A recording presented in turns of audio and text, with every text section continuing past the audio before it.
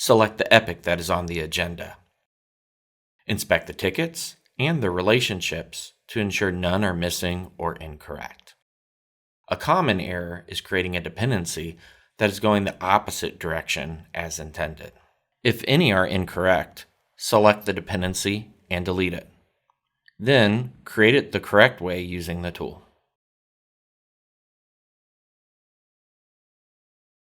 When conducting backlog grooming, start with a ticket with no dependencies. Click on the link. Show the team the scope of the ticket.